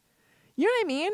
Like, if Theo really had a stroke weeks later, Zach Bagans wouldn't be sitting on that. That would be at the end of the show where it's like, well, no, here's what, but not in the, like, I'm sure that if they were able to in the schedule of production, it would have said on screen during the episode, like, Theo had a stroke weeks later. Like, was it Robert the Doll? I don't know. So here's what I propose. Either Theo had the stroke outside of production schedule. They couldn't put it in, but I don't believe that at all because you can put stuff in at the last minute with anything, I think. Or he used, wait, what was the point I just said? Did I see that Theo had the stroke out of production schedule. Or Zach Bagans exercised unusual restraint, and because it was serious and it was a crew member who he loved, an old man wearing a tuxedo for no reason, that he didn't want to bring it up because it's too real and too close. Or he's lying. Yeah. Theo didn't have a stroke. That feels like Theo's fine. That feels like a pretty decent third option. I would like to look and see the credits of the rest of the Deathly Possessions. Yeah, maybe that guy's not even named Theo. Maybe he's not even old. No, he was old. He might be 20. No, he was old. No, remember we watched Demon House? Hell yeah. And in part of so we did this movie documentary thing called Demon House that Kristen and I paid money to watch. Yeah, we did. And we should have done a live stream. I know. The second it ended, we had so much to say. Oh yeah. But part of that documentary, it's about a house, the most haunted house in the world, and he brings in a guy who basically the second he walks in, he's like, "Oh, the guy was so good. oh, my bones. And he's immediately rushed to the hospital, and it turns out that his organs are turning off. Yeah. And they put he's in a hospital bed, and there's a camera in front of his face. He's like, well, it's almost over. Right. Wish I hadn't gone into the house. It's like they put all that in Right. there, and maybe that guy was really sick. I don't know. So like Zach Baggins is willing to exploit. So that's the thing. That's why. lie. Because yes, that's the thing. So I don't think that he was holding back out of respect for the family or Theo himself. I don't think they didn't have time to put that in the show. I think when he was doing the promotion cycle for the show, he was like, why don't I slip this in there? Yeah. And he had a stroke, Yeah. by the way. Right. Not only did he interrupt me during the interview It to was give me some so- mail. Yeah, it was mail. It was a letter. He was like, letter for you, Zach. So that means that Zach, every time he gets a letter, The, somebody brings it to immediately. him. No matter what he's doing, even if he's working and doing an interview on camera at the moment. Here's one more. This Okay, old- Zach, here it is. Older guy in a tuxedo and a hat, if I remember correctly. Maybe Zach Baggins has such an inflated sense of self that he has the people that work for him, wait on him hand and foot. They're dressed like old butlers. So he's got this Yeah, he was just like an old butler. Yeah. elderly man wearing a tuxedo, giving him mail one piece at a time. Maybe that's all Theo could Or carry. maybe. He did look brittle boned. Maybe it was a whole bag of mail in the hall. Theo had to take it one piece at a time. Oh, Theo. So anyway, that's Robert the Doll. Good God. It's not in Zach Baggins' care now, is it? No, it's in the museum in Florida. Still is? Yeah. So did you said that he was the one that pointed out that this woman, what's her name? Corey. That she is the new Jean. Right. So he was like, well, it seems like Robert messed with everybody and was doing mischief to them except for Jean. He and Jean had a very close relationship. He never messes with you. Maybe he has thing, which I actually have to say, it's a cool point. Yeah. He's the thing with the caretakers. Jean was his caretaker, so they were all good and they had a nice relationship. You're his caretaker, so you guys are all good and you have a nice relationship. Okay. Fair point. Okay. All right. Yeah. Because that feels like vampires or something. Have you ever seen the movie Let the Right One In? Yes. The vampire has a sort of familiar. Right. Who's always with them. Yeah. And it's a human. Yeah. And then at a certain point, it seems like she has a new caretaker. Right. So maybe Robert the Doll is like that. He always needs somebody to be in charge of him. Yeah. Maybe. Boy, I'd like to talk more about Zach Baggins. I love Zach Bagans. Yeah. Sorry, I keep saying Baggins. No, it took me a long time to come around to the Bagans side. Yeah. I always thought it was Baggins. I know it's entertainment. Oh yeah. Right? I don't want to burst anyone's bubble or tell you that the thing that you enjoy is stupid or lame or whatever. But it's so hard for me to watch the stuff that he does and not just have a million things to say about it. Yeah. It might be the self-seriousness of it. There's no playful element to it. I mean, I feel the same way. It's great entertainment, but it is so serious for something so over the top. Right? There's no wink at all or playfulness. Is he having fun? I don't know. I can't tell. Because it almost feels... I can't say I'm an authority on him. I haven't seen tons of stuff of him. So I only have a little feel for him. For all I know, that's how he expresses fun. So, maybe his love language is scowling. Maybe. All right. NBC contacts us, says that they want to put us on Thursday nights at 8 p.m. Okay. And they want to call it Guide to the Unknown. Great. They want to do a Guide to the Unknown. I would TV love that. show. Don't tease me. And then as we're filming it, they're like, whoa, what are you doing? What's with all the jokes? Yeah. And they wheel in a smoke machine. Uh-huh. And they go fold your arms and look dangerously at the camera. Yeah. And talk about the Dybbuk box and no, don't just talk about the Dybbuk box. You gotta pop up out of your chair and look scared. Yeah. And stare at it. I can't do it. And run out of the room. You can't do it? I don't think so. No? No, I don't think so. You would turn down millions of dollars. I think I would. If I had to act like Zach Bagans and act like that, I would. I don't. So this is it then? Yeah. This is I can't do that. By the way, that episode, I didn't watch the Dybbuk box segment, but the first episode, Deadly Possessions, which is the Robert the Doll thing, it has, most of the episode is about the Dybbuk box. It's 40 minutes about the Dybbuk box, and then the last 20 are about Robert the Doll. So action-packed. Man, he is squeezing a lot of juice out of that Dybbuk box, huh? I know. That is really for something. years. Really something. Yep. I know. There's a rabbi involved. They fast-forwarded right by them. man, oh man. Listen, hey, I want to go back and watch that segment. Zach Bagans. I'm surprised I hadn't heard of the Dybbuk. I mean, I only found out about the Dybbuk box when I Googled haunted eBay items last year or whatever. Like, I'd never heard of it before, but it's been on TV a good amount. Maybe you popularized it.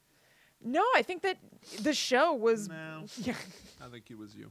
Because when I was doing my research, this had already come out, I guess, and I got to... I watched that Paranormal Witness episode as research. Yeah.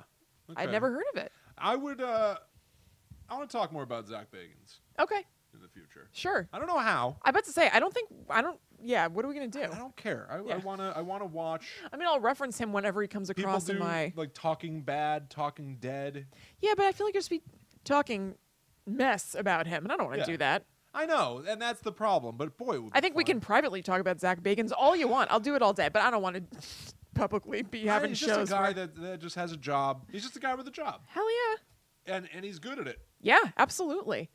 But I mean, I don't hate him. I find him ridiculous, but like I really, Right. enjoy what he's doing, and I wish him well. It's just the Yeah, it doesn't seem like a bad guy. If there was Yeah. anything on any of these shows, Paranormal University, any one of these shows where somebody's like, "This is fun. Yeah. I'm having fun doing this." By the way, if they were like investigating That'd be great. stuff, See, that would be our show. and they're scanning for a ghost, Yeah. and in the middle they just go like, "Hey, everyone, can you just turn off your stuff for a second? I just want to say that I'm really excited to be doing this, and I'm really enjoying doing this with all of you." Yeah. We can take a light approach. Yeah, that would go a long way. I would love that. To me being into it. But there are some people who do that without having to say it as explicitly as that. Like some people who aren't just like, "Ugh," like as they're doing Right. something, you can tell that they're enjoying it. True. You know what I mean? True. I did that once in a meeting at my old job. What? No, we were all working on something. I was like, just want to take a quick break. Yeah. I'll tell you all that this is really fun. I'm That's really enjoying nice. this. And then I felt like an alien. Well, it's probably because I mean, maybe we all do that because I do stuff like that. I felt like an absolute. We all moved on. Yeah. And I was like, oh, I'm a freak. Oh boy. Yeah. All right. Well, But there a you have nice it. freak. Oh, sure. Yeah. Man, Yeah. there it is. That's it. That was a hell of a thing. Yeah. Guide to the Unknown Scary Texas Ladies and Robert the Doll. is complete. Thank you all so much Yeah. for hanging out with us. I really feel like there was a lot of information in this one. I think you're right. I feel like we hiked like 5 miles. Yeah. Or Yeah, we really something. packed it It was in. really wild. Yeah. If anybody out there is interested in more Guide to the Unknown, go to talkbomb.com/GTTU pod, where you can get links to the show on every podcast app, on YouTube. You can find links to our social media, stuff like that. You can find links to our Patreon. Go to patreon.com/GTTU pod to donate back a little bit if you're interested. Follow at GTTU pod on all social media to get more from us in a kind of like this, but also to get a bunch of paranormal news, fun stuff that Kristen shares throughout the week. So absolutely do that. Yeah. What else? That's it. I think you said it all. You can follow us personally. I'm at Chillin' Kristen on Instagram. I'm at Haunted Sponge. Yep. So I think we're gonna go now. Yeah. I feel all jumbled. I feel good. I feel like I'm not done. Yeah. I think I have unfinished business. I don't know That's what to because you want say. to talk about Zach Bagans. I do. I have a lot to say. Well, let's talk about him. Okay. Yeah. We'll see you next week. But until then, we must travel. Back to the netherworld go we. Bye. Whew. Cool. How are you feeling? Very tired. Tired? Yeah. Wow. Good tired, bad tired? Okay, tired. Okay, I've just been tired? really tired all day. Yeah. Yeah. I'm tired too. Yeah. Why? Did you want to do something? Yeah. No. Okay. All right. Sorry, guys. All right, fine. Yeah. What do you want to do? You want to talk about Zach Bagans? I don't want to talk about him personally for like publicly forever because it's just us like dancing around talking shit about him. No. Yeah, I just want to like look up a clip or something. Yeah. You know? Okay. I miss it. I mean, I'm not kidding. This is not an exaggeration. I watched that segment today 3 times. It's very enjoyable. Yeah, because I was like trying to remember something, so I watched it again. I ended up watching the whole thing. You know what? Go ahead, roll that beautiful bean footage. Yeah, look I don't up. think I'm annoyed by him. I just think that it's so serious. It's very serious. That's it. Yeah, totally. All right. What is the? Yeah. Let's watch the clip. You'll watch it Right. for a 4th time. What is Right. it? You can put Zach Bagans' Deadly Possessions, Robert the Doll. Let me see. I'm glad you had fun, Mel. Yeah, I'm really Do you glad. suggest? No, send us suggestions. Send them to gttupod@gmail.com. That would be great. Yeah, that'd be great. Isn't too late to do a Demon House commentary like you guys did for Scream? Yeah, I know. But again, I don't love talking at length about things that I don't actually really like. Yeah, it's just negative. Yeah. But I don't feel negative. Bye, Diana. Have a good night. Oh, have a good night. I don't either. I don't feel negative, but I enjoy it ironically. Like I can't I can't genuinely right. like whatever I'm saying is tinged with making fun of a little bit. So but that's also part of what his business is too, right? Like I don't know. bit? I don't know. I mean, I think that there are a lot of people who like really genuinely. Absolutely. Yeah. I'm not saying 100%. No. I'm saying, is it not also... So here's like a weird thing, but Elvis Presley and his manager started to produce pins that said, I hate Elvis. Yes. Yeah. So that they could profit Thanks, off Drew. people who like them or don't like them. Either way, Right. they're reaching those people. Right. May as well make a little cheddar cheese off of them. Right. Maybe that's a Bagans vibe too. Like... Maybe. This is a I don't know. polarizing topic, Yeah. and obviously a lot of people that watch a show like this are going to go, it's fake, it's fake, it's fake, it's stupid, it's lame, it's a lie, it's a scam, it's a con, or whatever. A lot of people are going to do that very vocally. I don't really want to be one of those people. It does feel negative to just put that out there. Because I am enjoying it. I'll feel better, Amber. Oh, yeah, I feel much better. Yeah. Hope your ears heal beautifully. Because even if I don't like it, I'm really enjoying it. Oh, I thoroughly enjoy it. So this is a weird thing. It's working as entertainment. Oh, Robbie, thank you, hon. Thanks, Rob. It's working as entertainment, even though I don't like it. Yeah, totally. You can be entertained by something. Absolutely. Yeah. So I'm getting out of it what he's putting into it. Right. Still. Right. I just come out on the skeptical, kind of negative side. You're just kind of like processing it in a different way. But does he know that people are doing it? And it's I like, bet well, that's part of it. That's part of the enterprise. That's part of the empire. Just from what I've gathered, I don't think so. I think he knows that people are doing that, but he's just like, well, then that's their thing. Like, I think he's doing it for people to enjoy. I don't think that he's like leaning into any sort of like hate watchy territory. Right. I think he's just kind of like, well, some people are gonna get it and some people don't. You know? Yeah. So this is not comparable. Yeah. But even with Blackwood, when I see people saying something negative about it, I kind of have this feeling of like, oh, I'm glad you heard something you don't like. You know what I mean? Which isn't great. Yeah. Which isn't great, but I'm like, you know what? I'm glad you had to suffer through that. Yeah. You're being so mean online right Yeah, now. totally. Yeah, totally. So, it's like fine. Yeah. I'm glad you had 20 bad minutes. Right. You know? Yeah. So like, and that's off of nothing. That's off of this little peanut. Yeah. Zach Bagans. Well, I think it's easier to tune out when it's on a larger scale too. Right. You know what I mean? Because like you're looking at every little thing because it's more. So maybe he's not producing it. He's not producing it partially for that outcome, but that outcome is happening and people are still watching it. Or something, totally. know? I think more people like genuinely than don't. Like, because remember when we were watching that crazy live stream? Like, I was looking on Twitter to see what people were saying because I was like, this is so nuts. Like, are people liking this? And they were loving it. There are people who are like, I have chills right now. I'm totally freaked out. So. Well, was that on the string of tweets at the bottom of the show? No, I went on Twitter. Yeah. Okay. Well, it could also be the Howard Stern thing where they said people who like him listen for 1 hour. People who don't like him listen for 2 hours. Yeah, right. Right? Like, yeah. I don't know. Either way, I don't want to be that negative voice, but I'm so into it, and I feel like there's so much to talk about with it, but I don't want to be a butt. I mean, what's there to say? Oh, I'm sure there's everything that we just said. I know, but like, why do you want to? Whatever. We can talk about it privately. Fine. All right. Let's watch this. Also, thank you to Quana about Blackwood. No, thank you very much, Taquan. Not that I wrote it. It's not that. It's not. The hate is legitimate. I really would have thought. I've got a very thin skin. Very thin. I really thought that it would be extremely painful to see anybody say anything negative about it. It was very enjoyable.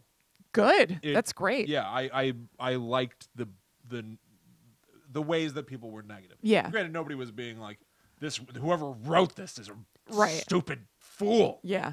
But like, you know, I can't even think of like a good example of what people would say that was negative, but I would just kind of like look at it and be like, that's funny. Somebody heard it. Yeah. You know what I mean? That's great. Yeah. That's awesome. So yeah. Yeah. Yeah. Thanks, okay. Amber. Yeah, it fucking rules. Thank you. Yeah. Where do you think this clip is? So also this is so that it could be on YouTube and not like get caught or whatever. It's slowed down like crazy. What is it on? Do you know? What do you mean? Like where could you stream this? I watched it on YouTube. You watched this on YouTube? Yes. So you're gonna have to change the playback speed. That's fine. Just keep going. You'll be able to kind of see. Go back. We're technically pirating this now. Yeah, I know. I Or think I saw around Return here. of the Doll. Around here. Yeah. Okay. Ew. Yeah. This doll looks so gross. Yeah. All right. So you're gonna have to change the Okay. playback. We'll have to toy with it for a second. Yeah. Let's see.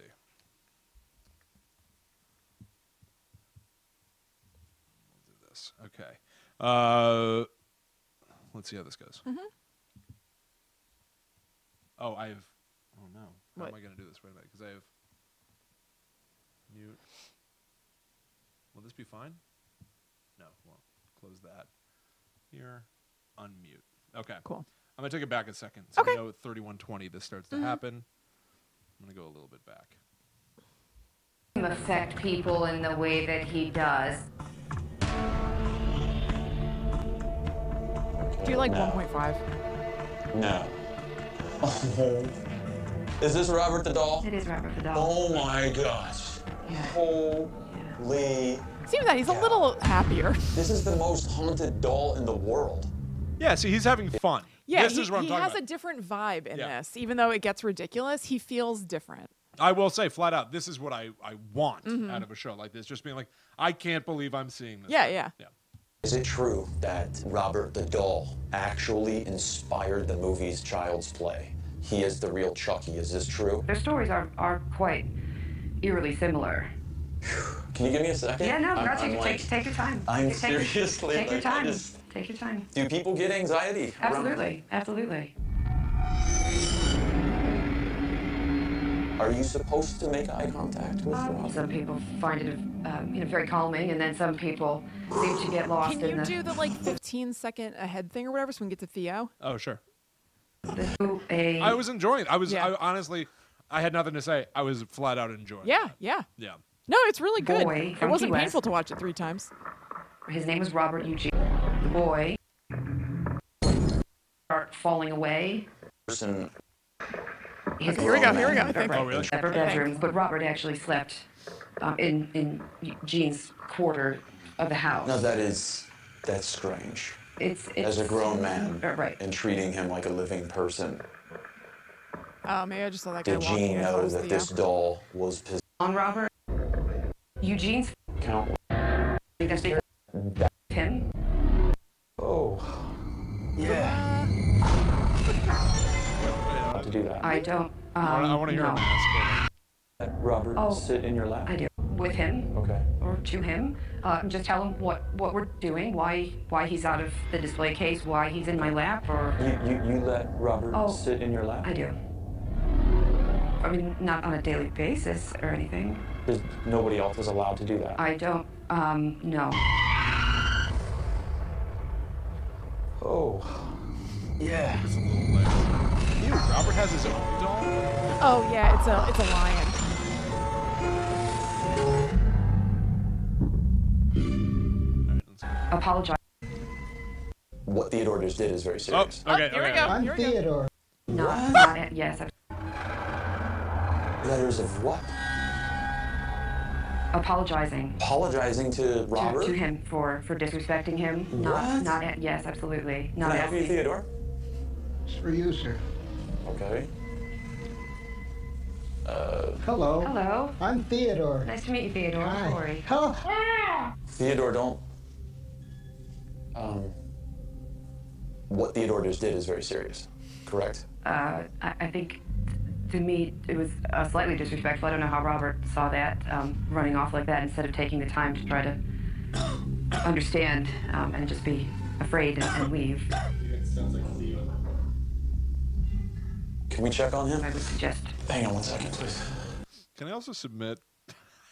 See, now I'm back to having a lot to say. Yeah. Right? Picture's worth 1,000 words. Uh-huh. I don't know how many frames per second this is, but I got a lot to talk about.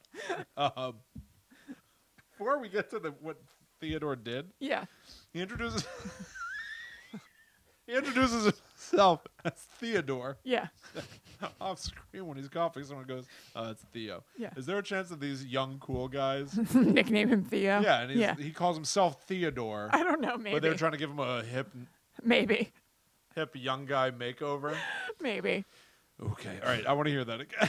No. Just keep going, William. I'm really tired. I'm not kidding. okay? I watched this 3 times. Okay. You can keep Well, I watching need it at to your go leisure. back out there and issue an apology not to her, to Robert, to the doll. Corey firmly believes that if Theodore doesn't make this apology to Robert, something very bad will happen to him. So Corey didn't say Robert, that. I'm really sorry. I meant no harm. That's good. Thank you, Theodore. Thank you. Thank you, Robert. That When I turned and saw it, because I hadn't seen it before, and that really freaked me out. And I went back in the room there, and then I started coughing. With Robert, maybe put a curse on me or whatever. But it was a very freaky experience. Very strange. So, all right, we can stop in 2 seconds. Yes. Scared by Robert, starts coughing. Yeah. Zach Bagans goes out and goes, I need you to go back in there. I need you to apologize. Not to Corey, but to the doll. Yeah. Theo's reaction is like, okay. Yeah. There's got no question. He works for Zach Bagans. I'm sure this is just another day at the office. Why didn't he know there was a scary doll in the room? He did, William. This is bullshit. Why couldn't Zach Bagans have concocted a thing where he's like, I actually want to read a letter to you about David. Theo, do you have that letter? Yeah, it's like a- have a reason for it's a Theo good to come in, question. rather than like, Zach, I have You're just interrupting. a mail for you. Yeah. I have one mail. Yeah! His reaction was so much bigger than I thought it would be. Yeah, it's nuts. Okay, we can stop. I don't want to. You can continue and rewatch and everything. I obviously felt compelled to myself. I I'll be completely rewatching. understand needing to rewatch. Oh, I will be rewatching. Without a doubt. Oh, God. Let's see. But good God, that was really, I know. Poor Theo. what a crazy door. He does sound like a cat who got his tail stepped on. You're right. That is the sound that Theo made. That yell was so Yeah. odd. Yeah. Ah! It was so big. Yeah. It's like they said, react like you're scared, and they had no idea. This guy's chops. I know. He may be from the old vaudeville days. He might have been a Maybe. contemporary of Beans I was Morocco. about to say. Yeah. Rip Taylor. Yes. One of these. Right. All right, everybody. We're going to get out of God. here. Yeah. That was nuts. Yeah. That was nuts. Yeah. We'll be back again tomorrow night, 7 p.m. Yep. Same channel. We're going to be tackling Empty Faces, episode 2 of their second season, The Mountain. Yeah. Yeah. Yeah. What else is We there will to say? see you then. That's going to be a damn good time. He's Zach Bacon's mailman. You're right. His personal mailman. Oh, Yeah. this is my mailman. Yeah. Most people would have like an assistant. He's like his I don't know what he called him, but he's somebody who works for him to like help make guests comfortable or something. His valet. Yeah, kind of. Yeah. Google it. Google Zach Bagans, Robert the Doll, and you'll find what I'm talking about. Not right now with me on it. William, I got to go home. I just want to look up Theodore. It's okay. We can stop. All right, we're gonna go now. Thank you all so much. That was a lot of fun. Yeah. I feel weird. I don't feel tired anymore. Theodore woke me up. I feel very disconnected and out of it and tired. I got to go. All right, we'll see you all later. Have a good see rest you of the night, later. everybody. Yeah. Bye-bye. I still love you, by the way. I'm just tired. Yeah, That's well, it sounds all. like it. All right, bye, everybody. All right, bye.